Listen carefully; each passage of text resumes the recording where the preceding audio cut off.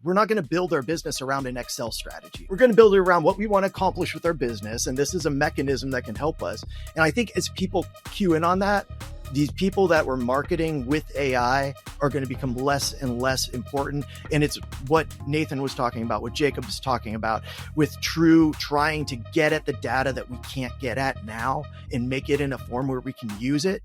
Because we know that if we could have all those ingredients, we could, cook up something awesome. I think we're going to concentrate on that. I do think that general rule of thumb, if it's got AI in the title, maybe walk away or think about it like microwave. Just replace AI with microwave everywhere. This week's show, a special news and year in review episode with the members of the crew. From groundbreaking innovations to industry-shaking updates, this is your construction technology news of the week. Join us with our guest of the week as we dig into the latest news shaping the future of construction. All right, if you're joining us on YouTube, your screen's a little bigger and it's a little busier in here. If you're listening at home, I hope you remember all the different co-hosts that I have today and their voices, because it's going to get a little crazy. We're going to have a little fun. It's halfway through the year. I want to look at what's going on with some news. I want to look at the future. I want to look at the past. Actually, I really just want to sit down with you four and have a good time. So I'm going to start with you. Jacob, say hello, my man. Hello. Well, no, I'm glad to be back. I'm glad to be on here. Let's talk some new news. I got Jonathan Marsh. How we doing, John? I'm doing good, Jeff, man, and excited to talk about some of these articles. This is actually a really good setup, man. Thank you. Decent articles for today. Decent articles, but better conversation. Travis Voss, how we doing, man?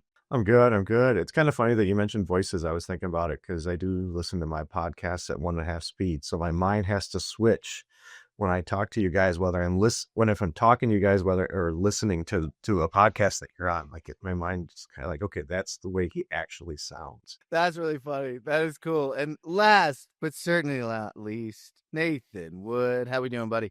I'm not going to lie. I'm a little sluggish. I was actually at a concert last night with our friend Ralph Kreider at Red Rock. So I had a ton of fun, but very energized by seeing these fun faces. So ready to dive in. Yeah. And not to mention that you had some visitors yesterday during the day, some stranded folks on their way home, possibly. Yeah. Some wayward stragglers trying to get up to the mountains. Thanks for the wayward straggler hangover. We appreciate it. Thanks for getting up after a good night out, and shout out to Ralph Kreider. Ralph, you're always one of our favorites, man. So I hope you're good out there. Remember, guys, we're back on YouTube, youtube.com/at the ConTech Crew. The shorts are doing well. The show's doing well. We're excited. We just want you following and staying in. And if you see anything you like, let us know. All right, crew, it's back. The next evolution of Bluebeam's legendary user conference, XCOM, is here.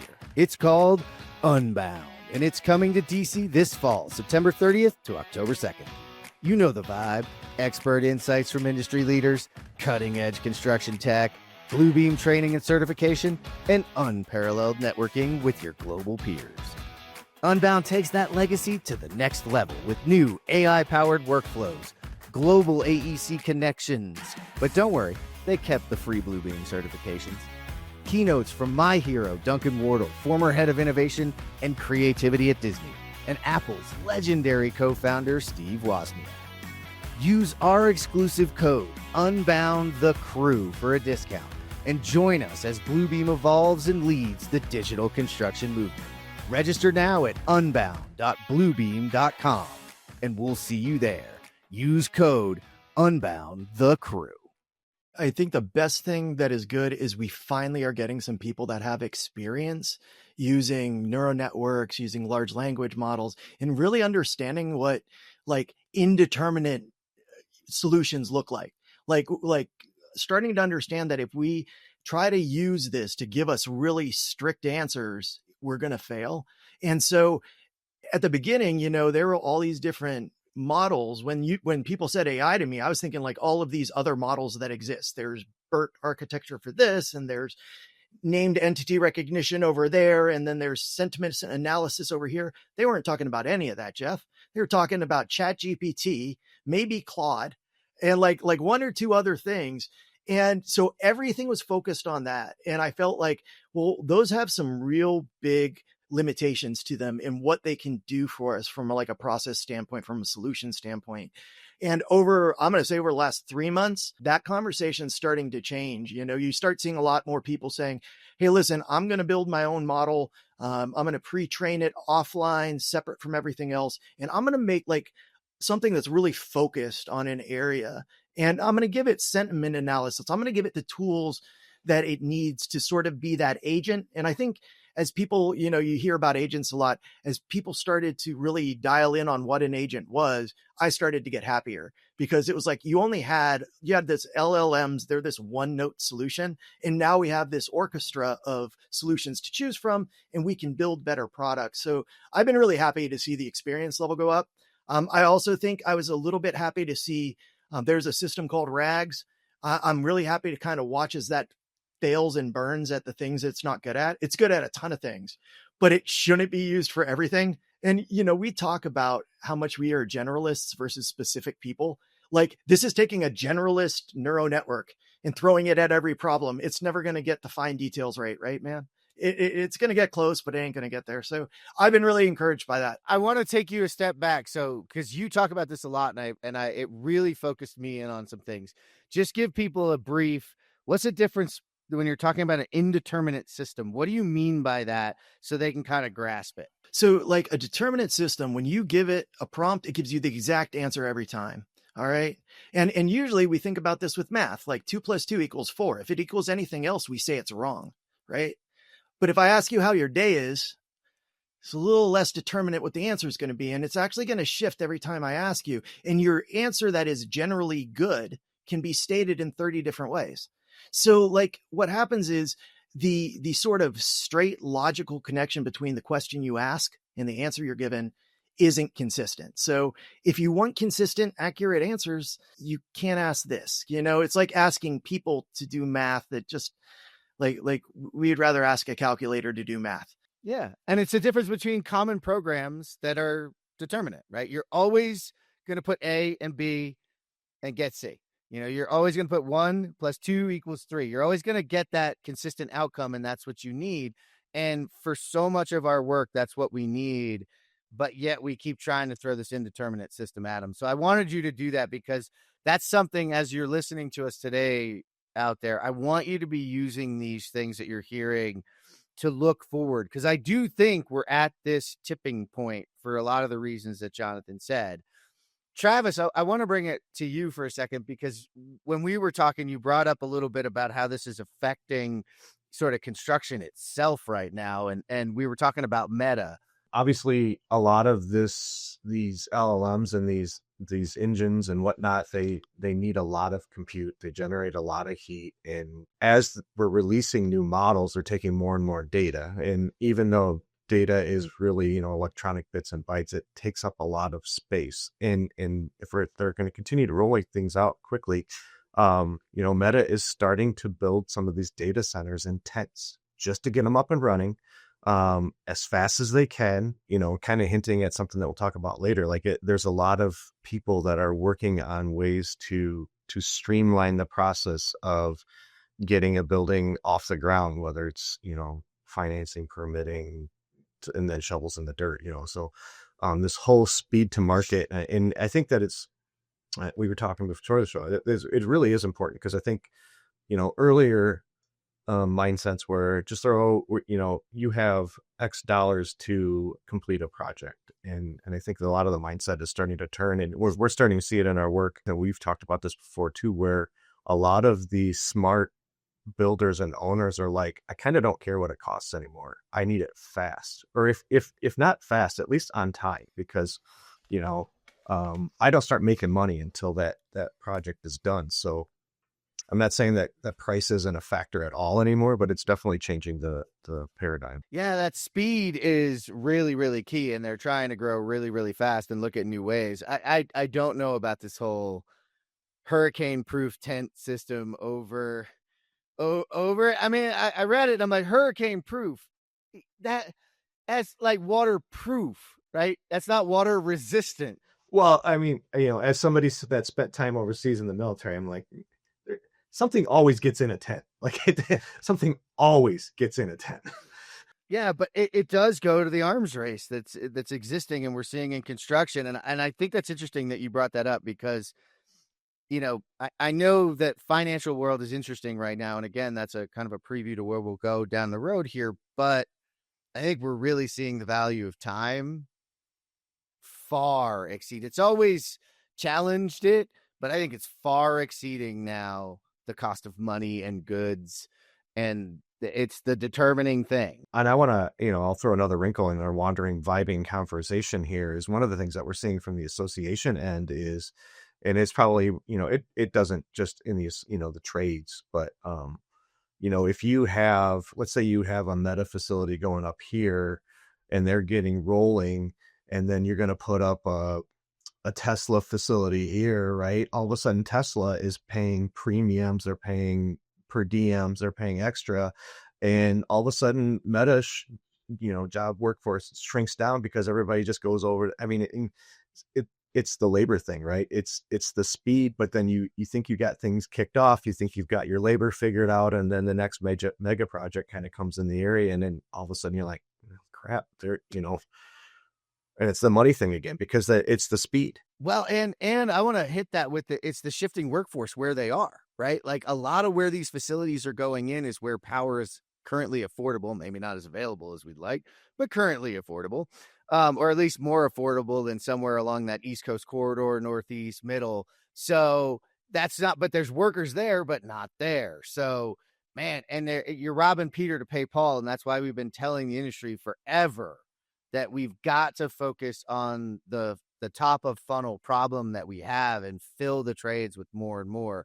Not that we'll ever catch up, but we can make them more amplified, more efficient, better in the long run. Better is a word I struggle with the terms to use there because they're incredible, smart, talented people. How do we make them superhuman, super construction, be able to do more? That's what we need. Well, and I think drawing it back to AI, and one of the interesting things we are starting to hear is it's not always just the crafts people in the field. It's not saying that the problem is solved, but that part has gotten better. Now we're lacking the project managers, project assistants, project accountants. And I think that to bring it back to AI, I think that some of the hope is that, and we talk about it a lot, I think that we're hoping AI can augment the staff that we have to streamline some of the busy work. Wait, take a step back. Isn't this the irony of all this, that AI is what's driving the need to build data centers so fast that is driving the need to have AI, have the labor go faster that they can't do because they need AI, that they need the data centers for? It's like, come on, guys. Like, at some point, something's got to give. tongue-in-cheek pun, like it's a meta problem. Yeah. But that is where we're at, right? It's expectations of things having been done when they really haven't actually been done. And Jonathan, you made the point earlier of like, I mean, I just equated it to determinate is binary. There's a yes or a no. It is or it isn't. But how many times does software or anyone come to industry and go, so is it this or is it that? And the answer is always, oh, well, it depends on da da da da da da da. So, well, guys, that is all the indeterminate stuff that we keep throwing at this industry and saying, yes, we're different, we're snowflakes, we're so special. But if we don't start figuring out, okay, what are the binds that do tie us together, then AI can start to help us. But it's like, guys, we are just digging a deeper and deeper hole with this whole AI stuff. If we're not figuring out what is that structure, what is that knowledge network that we want to create as an industry, and frankly, who should be in charge? If we're talking Moneyball, who is the MLB that's collecting all the stats from all the teams and sharing it back with all that doesn't exist today, and who should that be? It's really interesting you say that, because there are several big time companies out there, that Autodesk and Procore, that actually have access to a shit ton of data that they could draw this information out of. Now, no, but a great sample, right? They, instead of taking the effort to go collect the sample to do the surveys, they actually have access to a very, very good sample size of it. Now, the problem is they're very biased sample size because it's used in their product. It's an interesting way to start analyzing, seeing where there is a lot of things. I mean, Jonathan, you mentioned the repetitive nature of actually inputting stuff. That's something that could start happening there, and actually to me, it's very funny to start using AI to actually analyze human behavior, right? So can we actually start looking at that from mouse clicks, how people enter things, how people upload a damn PDF, that like, oh, this is really inefficient this way, and all of a sudden turn it around into, hey, we can improve process, not just technology, but change everything for it, that those people on the site can actually grow quicker then, right? There's a crazy connection. AI to diagnose the problem. Absolutely. No, I think that's definitely the best starting use case. Can you use AI to look at your process, to figure out where your process is broken, to then apply a fix? That's a good loop there too, though. You can even ask AI to build the prompt to help you do that. I think the fastest way to write your standard operating procedures is AI. Like legit, take a video of what's going on, narrate it, drop the script into an AI. It will write you a base level standard operating procedure for anything. And I think that idea that AI can help us build better process is one of those really positive things that I think it's doing.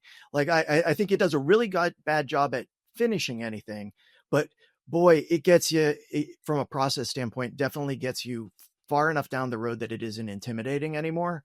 And a lot of you talk about making construction go faster, go ask how many people have good processes in their business, and to raise their hand in a conference, you're going to get like 4 hands, and the people right underneath them are like, no, our process is bad too. So like, if it can help us with that may be one of the bigger things that it changes for our industry, right? Well, you talk about determinate, indeterminate. I mean, you want to put 5 people in a room and talk about what's wrong with your process, you're going to get 5 people saying different things. Like, no, we shouldn't do it that way. We should do it this way. Consensus building. Yeah, that's the next one. Yeah. I like that.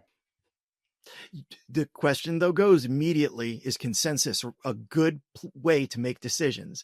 Because I'm somebody that like goes out and picks different plants and eats them. And consensus is not how you figure that out. There's a right answer and there's some wrong answers. And that's been my problem with AI, is it builds consensus, but consensus is so often not. It's a good way to communicate though. And so at least where you start somewhere and then you document that, and then AI can help you get to a better answer. But consensus is where you at least get everybody to follow something that you decided, good, bad, or otherwise. And then you measure and improve. And that's what AI is all about. But we're not measuring in the first place. We just want it to fix the problem.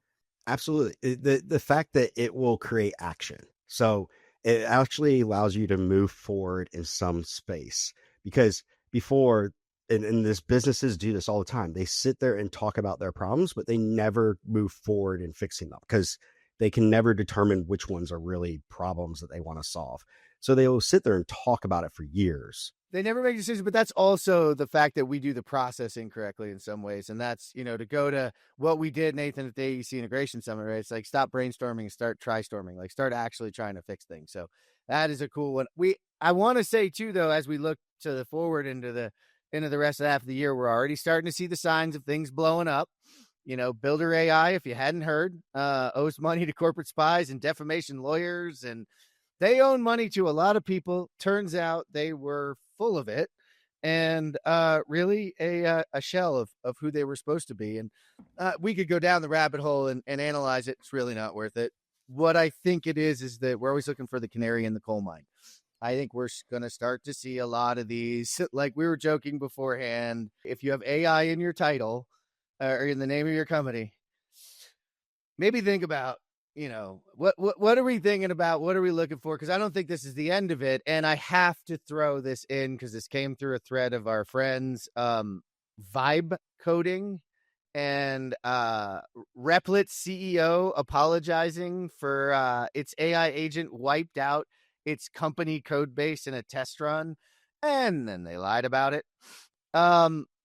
Guys, this goes to like what's near and dear to me on this, and it's what I've been trying to say along the way, because I've heard of a lot of cool products and a lot of things that are doing really important work and helping out, but I've heard people, get upset with the large companies in the industry and say, I'm going to get rid of them because I'm going to build it in this and I'm going to build it for myself. And I'm like, you really shouldn't, because there is a level of, like, it's making us faster, it's doing things better, but there is still a level of knowledge you need to have when it comes to good coding, good practice in testing environments and how you orchestrate those, good QA QC on your software products, and enterprise scalability, etc. So like, and vibe coding, really, like, I know there's a guy listening out there, another friend of ours, who's got a lot of thoughts on this one. We can get back to him on that at some point. But who wants to jump in on what to watch out for and what you think might be coming for the future second half of the year? I think we're going to see more people dropping off. I'll chime in quick on the replit thing and be honest. In my development days, I have wiped out production databases. So it's not just AI. People can do it too. And I think that's probably actually the highlight is you have people that are developing these things that don't really understand the power they wield. Like, and I know, I guess I don't know all the details, but somebody still had to like execute that code, right? Somebody had to put it in. Like, there's, as far as I know, there's still human intervention there. So somebody still kind of made it oopsie. There's supposed to be, but you can remove that, and that's the ethical dilemma.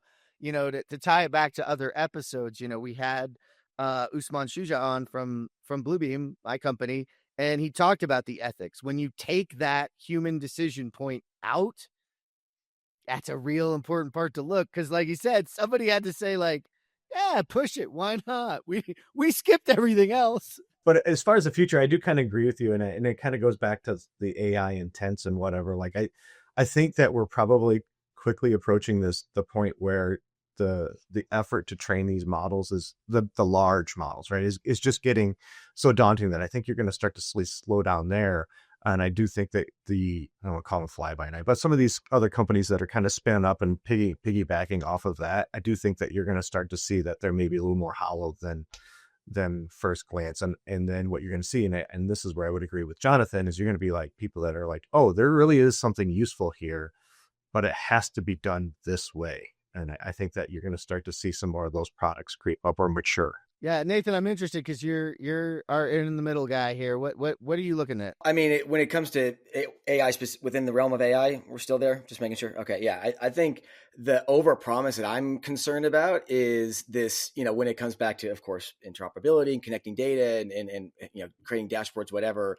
This promise that AI makes it, no matter how disparate or how disconnected your data is, you can connect everything together. And I think this kind of blanket magic wand promise, it's like, guys, we've heard that promise before. Like, BIM said it was going to do that, and all these other things said it was going to do that, and it's like, no, there's still the back to basics of what we need to do. So it's like, beware of kind of some of that AI hype when it comes back to this integration solution stuff that there is, some basic standardization, getting back to determinate solutions is, where we need to focus in industry and figure out who's going to be the driving force behind that.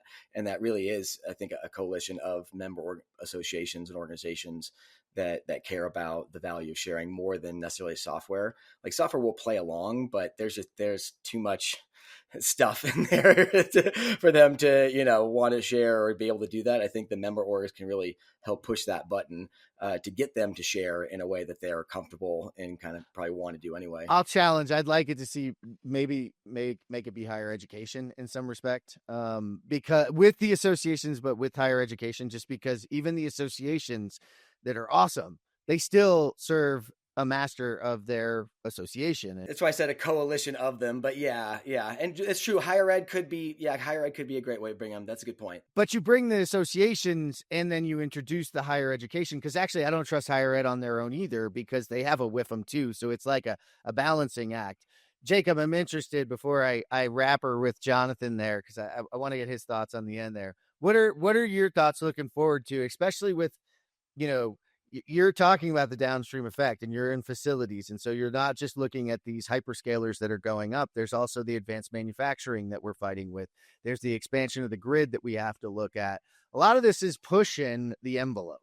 Feels this idea that we can just throw all the data in there and it can look at it and read it and analyze it without any type of, oversight or quality assurance. I think it is going to help us in the data collection stage, or data management stage, I should say. As you are going through a design construction process, I think AI is going to become a very good point of, hey, let's start feeding it what we're doing and how we have it done. and then let it keep the database. So we're not coming back and having to go through 1,800 PDFs at the end of the job to figure out which one was the correct one that we used. It's already marking it and keeping it as the knowledge repository. The problem is the people that are going to be inputting it. Are you inputting it? They're going to wait till the last second to dump it all in there. They're going to take the export out of their platforms, their construction management platforms, and say, AI, create the deliverable. And it's going to be like, no, like, here you go back. Or it's going to give you crap. Yeah, Yeah. We've seen what happens when you put crap into AI. It spits crap back out. Right? Like, it's great. I saw something the other day that you can now go to Google and type in any phrase you want and say, what is the meaning of this phrase? And the Gemini will come up with a meaning because it assumes that this is a true meaning that humans use, or a true phrase. And it's like, oh, this is really bad. Now we're just creating new things because it doesn't know. So, Jonathan, I'm interested, you kind of kicked us off on it. I'm interested on, what people should be thinking about in the second half of the year and looking at it. Well, and again, we talked offline a little bit about having AI in the title of your business. I had to talk to a bunch of business owners about AI, and I was trying to make it as simple as I could. And I said, hey, listen, AI is a mechanism, not what you're after. Your business is hungry for something, all right? And you should concentrate on what you're trying to do. What are you trying to give to the industry? And AI is like a microwave, man. You throw the food in there. If you have a good, well-organized pantry of data, throw it in the microwave. You're likely to get really close to the meal you're after, what your business is hungry for. And I think that, like, no one has, someone asked me for an AI strategy, and I quoted a professor back at them, because the professor's like, no, that's silly. That's like having an Excel strategy. We're not going to build our business around an Excel strategy. Okay. We're going to build it around what we want to accomplish with our business. And this is a mechanism that can help us. And I think as people cue in on that, these people that were marketing with AI are going to become less and less important. And it's what Nathan was talking about, what Jacob is talking about, with True trying to get at the data that we can't get at now and make it in a form where we can use it. Because we know that if we could have all those ingredients, we could, cook up something awesome. I think we're going to concentrate on that, and I do think that, like, yeah, general rule of thumb, if it's got AI in the title, maybe walk away, or think about it like microwave. Just replace AI with microwave everywhere. So Build AI got kicked out. No, Build Microwave got kicked out because they didn't even build real microwaves. They had like 700 people across in India cooking food for you. I think that we'll likely see a lot of them fail. Like, there are a lot of rags out there right now that are going to fail. There was a lot of inflated expectation that's focused on the wrong thing. And, I think that I was surprised when I went out there sort of looking for fails, that there hadn't been as many. And then you look at the way that they've been invested in, and literally they can't fail. Every time they fail, they get a new investor that pops them up another ring. And the investors are actually getting relatively rich, and the people that are involved are getting relatively rich. So why would they stop? I think it stops when we have this happen more often. Like, you're done. We got to see the bubble pop a little bit. I agree. And I agree with that professor. And I have to say, I'm on record quite a bit saying AI is not a strategy. It is a tool. And you must look at it like that. And if you're looking at AI as a hammer, everything looks like a nail. You got to slow down. And that's why the deterministic versus indeterminate is something you should really be thinking about. And we'll get to this at the end, but I want to load that with, like, you should be loading up as we talk to you about this for when you head out, how you head out in the world to look for solutions, because it's also on you. Part of this is marketing and fluff, etc. That's just part of the industry. It's been around forever. Like you said, Jonathan, we've had a whole lot of hype curves over time. They don't change. This one's cooking at microwave speed, and we're not cooking over an open flame. It's a little different right now. So that is what's driving it. So, but there's a few more things going on in the world right now, and we're going to dive into a little bit of world of government policy and government mandates and how some of that is transforming and changing our world in construction. I mean, you can talk about the tariffs and the threats of tariffs. And, I've said this from the beginning, however you might feel about politics, that's not what we're talking about here. What we're talking about is tariffs have a real and true impact on the construction industry and our ability to build at the contract levels and the bid levels. We bid projects a year or more before they go in. And so, what does construction hate the most? Uncertainty. Yeah. Volatility, uncertainty. We can't stand that. So I'm just interested in if anybody's seeing things or looking for things that might be helping in that area right now, and kind of focused on them. What can people be thinking about as they're looking at, copper tariffs? They're looking at tariffs with different countries. What, besides going out and buying as much, XYZ as you can and trying to stockpile it, what might people do? I think we should look back at unit pricing for contracts again.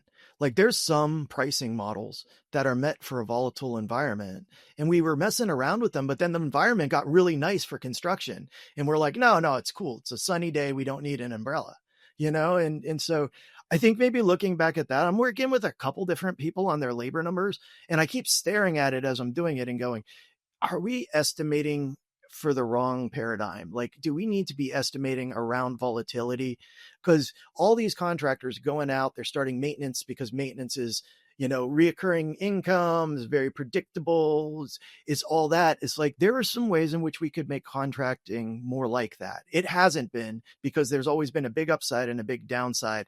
I haven't experienced the upside as much in my life of a contract. I've experienced the mediocre side and the downside, but the upside I haven't experienced as much. And I think that means we have to look and say, are we going to be open to other contracts? Certainly the big boys like the Meta and that, they're kind of more open to unit pricing and, making it so that we can stay on the job, because if we don't finish, they don't make money. As soon as you said that, all I thought about was RICS, the Royal Institute of Construction Surveyors. Like in our country, we really, allow you to mishmash all of that together, make mistakes and underbid and then get hit.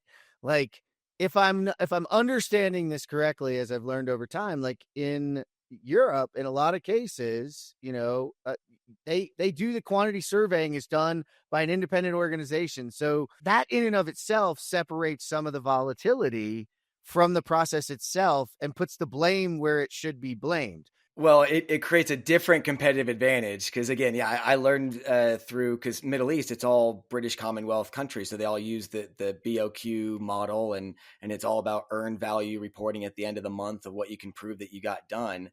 But again, you put yourself in their shoes, and like what matters for them is literally proving at the end of every month on, these massive airports, or probably not data centers out there, but, they're just building crazy projects out there that spend a lot of money that is extremely volatile. And so their contracts say, hey, whatever I can prove at the end of the month that I got done, I need to be paid on.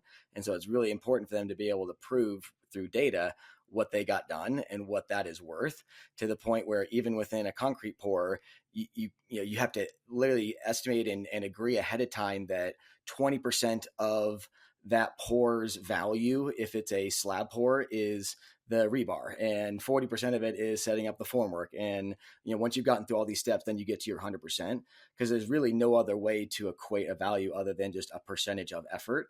But then that holistic value is sure based on the cubic yards or the square foot or however that's measured. But that's just one scope of work, concrete. And then you take that to MEP and you take that to everything else. Like, it gets so complex so quickly. And all of those have to be determinate binary answers, right?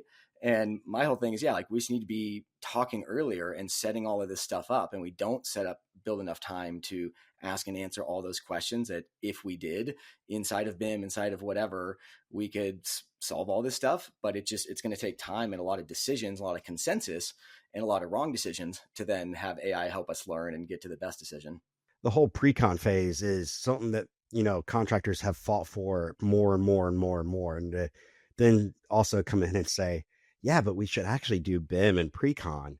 That way we have all of our quantities and we can do it. And they're like, wait, that's going to add an extra 6 months to pre-con.